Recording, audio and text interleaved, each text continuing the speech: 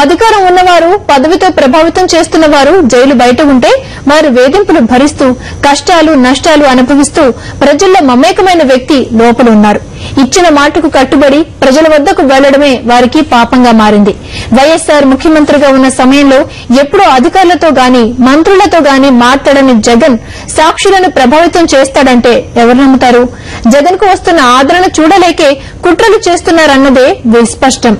అసలు ఎవరు లోపల ఉండాలి, ఎవరు బయట ఉండాలి? ఈ విషయంపై వైఎస్ జగన్ సతీమణి వైఎస్ భారతి లేఖను సంధించారు.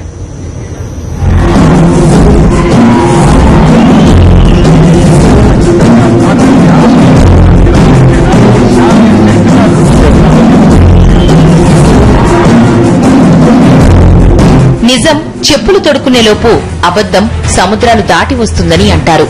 జగన్ విషయంలో ప్రచారమవుతున్న అబద్దాలను చూస్తుంటే ఈ మాటే అనాలనిపిస్తోంది. జగన్ బయట ఉంటే సాక్షులను ప్రభావితం చేస్తాడని అంటున్నారు. అందుకని గత 113 రోజులుగా జైల్లో పెట్టారు. కానీ అసలు సాక్షులను ప్రభావితం చేస్తుంది ఎవరు?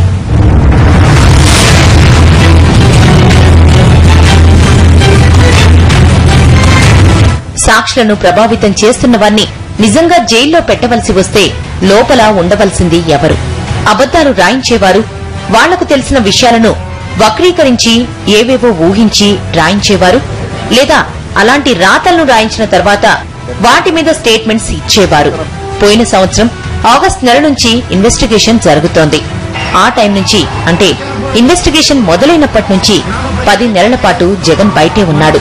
ఆ 10 నెలల్లో ఆయన ఫలానా మనిషిని పిలిచి మాట్లాడాడని గాని, ఫలానా మనిషికి ఫోన్ చేశాడని గాని వీళ్ల దగ్గర ప్రూఫ్ ఏమైనా ఉందా? 2000 ఫోన్లను ట్యాప్ చేసినా మీకు తెలియకుండా ఆ పని సాధ్యమా?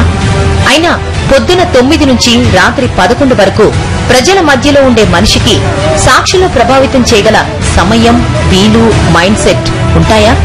ఆలోచించండి. ఒక మనిషి రోజంతా 14-15 గంటలు అందరితో ఓపికతో ప్రేమగా మాట్లాడి మిగిలిన టైంలో ఇతరులను బెదిరిస్తూ, అతిలిస్తూ, దౌర్జన్యం చేస్తూ ఉండగలడా? ఇంత విరుద్ధంగా ప్రవర్తించగలరా ఎవరైనా? అసాధ్యం. జగన్ సాక్షులను ప్రభావితం చేస్తాడు అంటున్న వాళ్లు అబద్దాల కోర్లు అనే కదా అర్థం. ఇంకా చెప్పాలంటే పక్షపాతంతో కక్షపూరితంగా ఎలా ఇరికించాలా అన్న ఆలోచనలతో ఇన్వెస్టిగేషన్ చేస్తున్నారనే కదా అర్థం. 2 పత్రికలు, 3 ఛానళ్లు ఎలాగూ చేతునిస్తున్నాయని, ఎల్లో మీడియా వెంట ఉందని బరితెగించి జనం గమనిస్తున్నారన్న సంకోచం లేకుండా, సమాధానం చెప్పవలసిన దేవుడికి బెరగకుండా వ్యక్తుల హక్కులను కాలరాస్తున్న వీళ్లు ప్రజా రక్షకులు కాదు, ప్రజా భక్షకులు.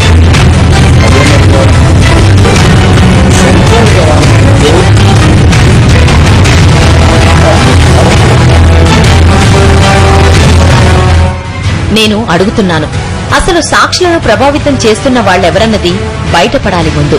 ఆ నిజం బయటపడి తీరాల్సిందే.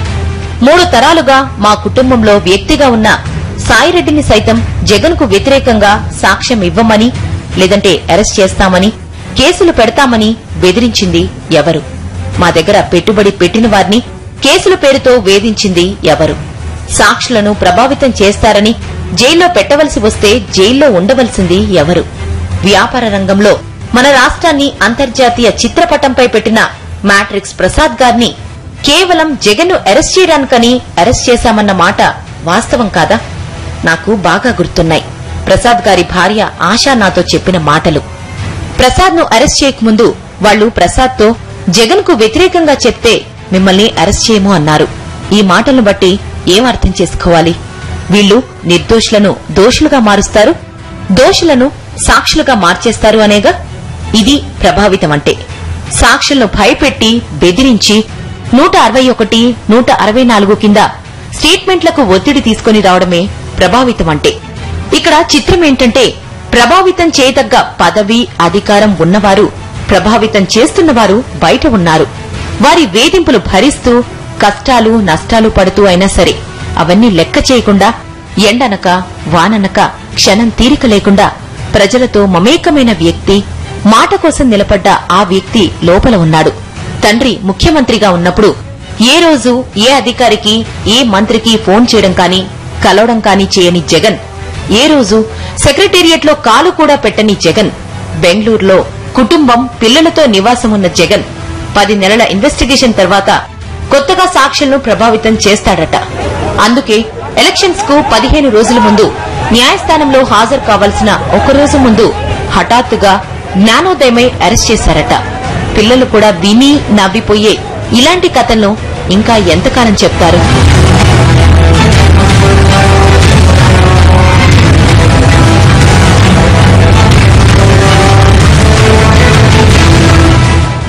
దేవుడు, ప్రజలు అన్నీ గమనిస్తున్నారు. వారు తెలివిలేని వారు కాదు. వారు ఇచ్చిన అధికారాన్ని అడ్డం పెట్టుకుని వారినే మోసం చేయాలనుకోవడం మూర్ఖత్వం. ఈ మొత్తం నాటకానికి కర్తలు ఎవరో, ఎవరు ఎవరిని అడిగిస్తున్నారో, ఎవరు ఎవరిని ప్రభావితం చేస్తున్నారో, ఎవరు జైలులో ఉండాలో, ఎవరు బయట ఉండాలో అంతా ప్రతిదీ ప్రజలకు తెలుసు. అందుకే ఎలక్షన్స్ వచ్చిన ప్రతిసారి బుద్ధి చెప్తున్నారు. తమ ఓటు హక్కుతో జగన్ కు బాస్టగా నిలుస్తున్నారు. ఇది కూడా ఆ కర్తలకు తెలుసు. కాని వాళ్లు కళ్లు మూసుకుని పాలు తాగే పిల్లులు. చెవులుండి వినలేనివారు, కళ్లుండి చూడలేనివారు. వైఎస్ భారతి.